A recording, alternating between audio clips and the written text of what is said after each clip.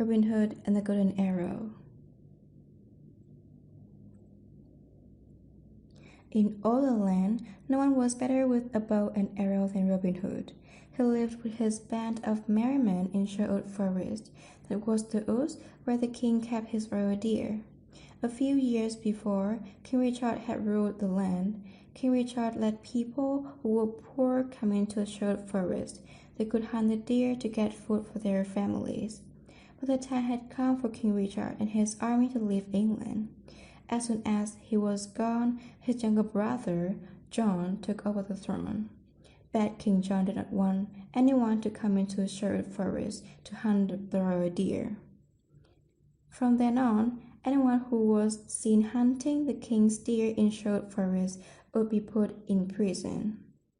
Robin Hood did not like that one bit. He moved into Sherwood Forest, dressed in green from his cap to his boots.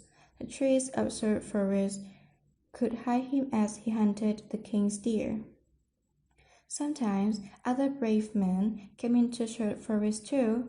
One by one, they joined Robin Hood and became his merry men. Robin Hood and his merry men would hide when rich nobles and Jews passed through the woods. Then all at once, they would jump out and rob those rich men. Robin Hood would give the money to the poor. The rich men who were robbed were not happy about it. They went to the king. They told the bad King John what was going on in the Sherwood Forest. They said, "Something must be done about this." The king put the sheriff of Nottingham in charge of Sherwood Forest.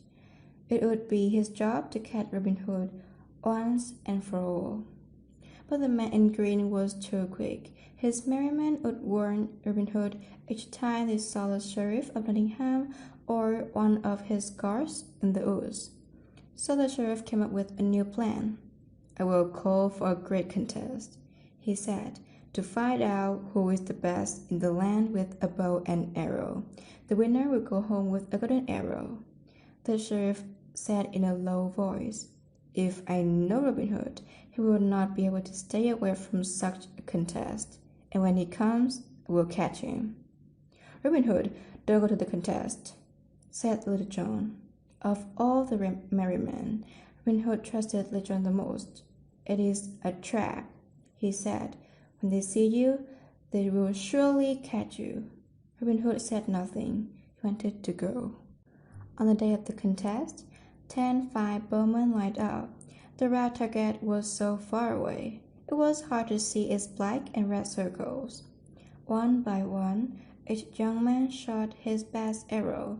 Some of the arrows landed on the target, but none came close to the center. The sheriff turned to one of his guards. "Do you see him? Is he here?" "No, sir. Robin Hood has red hair. None of the ones who are shooting has red hair." "That won't," said the sheriff. "He fears me. That is why he stayed away." Only 2 bowmen were left. The first was William, the sheriff's man. With care, William took aim. His arrow landed at the very center of the target, a bull's eye. The crowd cheered for William. It was time for the last bowman. His arrow sailed through the air too.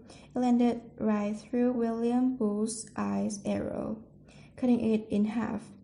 In a flash, the bowman let go of 2 more arrows.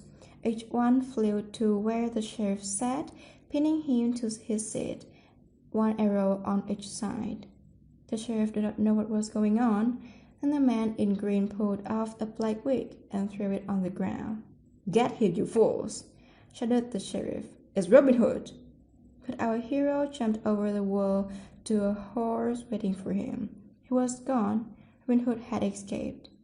This tale, Robin Hood and Golden Arrow, is one of the many adventures of Robin Hood, the most loved hero in all of England, and one of the most loved heroes in the world. That is